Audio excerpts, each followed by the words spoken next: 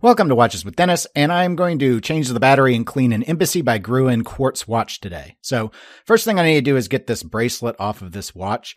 It's kind of got a spring-loaded system so that it can stretch to accommodate different wrist sizes. So it does have drilled lugs.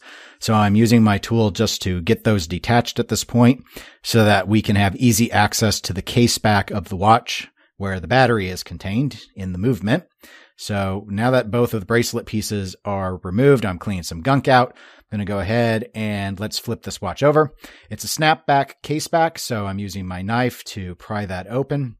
The type of battery necessary is noted here on the case back. It's upside down in the image, but you can also identify from the battery, though this battery that's in it actually is a little bit different model number, but they're all compatible. So it's good to make note of that. Not all watches that are quartz take the same battery type. So here I am, I'm removing the battery, and this movement is mostly plastic, and it does say on there that it has 0 joules. So there's really nothing in the movement itself to clean, but let's go ahead and clean the actual bracelet and the case back. So what I'm doing is I'm adding a little bit of dish soap to my ultrasonic cleaner. That's probably way more than I needed.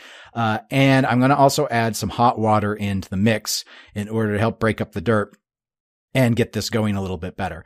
Now, I've actually got mine set for 720 seconds to run, which is the longest that this ultrasonic can go. And the way I do it is I go ahead and I run this for that time period, and then I run it again in clean water to kind of rinse them off and get all the springs and spring bars and everything cleaned out. Those are in the bracelets currently, but they do fall out while the ultrasonic is moving. So a 377F is the actual battery that we need to replace the old battery. So there's the new one. And I'm just using my tweezers to get that into position. Didn't work too well, but my thumb didn't do much better because it's such a small movement. So going ahead and getting that just to pop right in. You'll know when it's seated. Just make sure you put it in the right way. So that's now in place, and I've just flipped it over to make sure that, yes, it indeed is ticking. So the watch is moving, and we don't have to worry about anything about these movement besides that battery change. There are moving portions, obviously, but quartz watches are very low friction, so usually you don't see a lot of wear.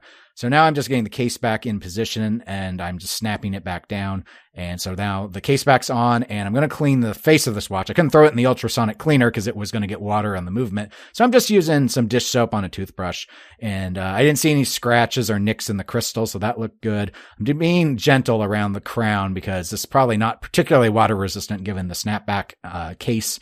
And so I'm now just using a microfiber cloth to clean off the soap and water and clean in between where the bracelets go. Now, these bracelets were a huge pain because of the spring. There's a spring that lets it flex, so it's actually fighting against me. So I'm really having to try and apply as much pressure as I can with 2 hands and use my tool to be able to get the spring bar to go down so that I can actually slide this into position. But I did get both of those spots in, and that's all there really was to this watch. So thanks for watching this video. If you enjoyed it, please give it a like. And if you want to be notified when I have new videos, go ahead and click the subscribe button. And otherwise, have a great day, everybody.